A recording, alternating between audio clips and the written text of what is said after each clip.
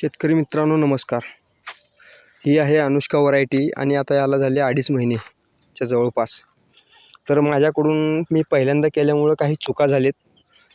त्या चुका तुम्ही जर मिरची शेती करणार असाल तर तुमच्याकडून होऊ नये म्हणून मी तुम्हाला माझ्याकडनं झालेली चुका सांगत आहे.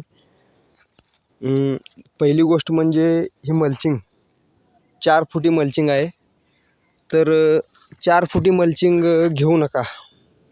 3 फुटी 3.5 फुटी अवेलेबल असेल तर ती घ्या. 4 फुटी मल्चिंग केल्यानंतर आणि एक चूक झाली माझ्याकडे की यामध्ये ड्रिपची लाईन आहे 20 mm ची. जिथे ड्रिपच्या लाईनमध्ये जिथं पाणी पडतं त्याच जागी तुम्ही रोपं लावायचा प्रयत्न करा. जास्त अंतर ठेवू नका. जास्त अंतर राहिल्यानंतर तुम्ही सोडणारे वॉटर सोल्युबल खत म्हणा किंवा वेगवेगळ्या प्रकारचे टॉनिक त्या बुडापर्यंत लवकर अवेलेबल होत नाहीत चोळल्यानंतर. तर शक्यतो जिथं पाणी पडतं त्याच ठिकाणी रोपं लावायचा प्रयत्न करा.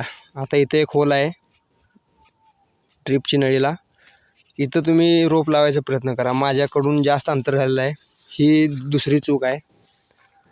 आणि साईडला कांदा वगैरे काय अशा प्रकारचे पीक राहू नये.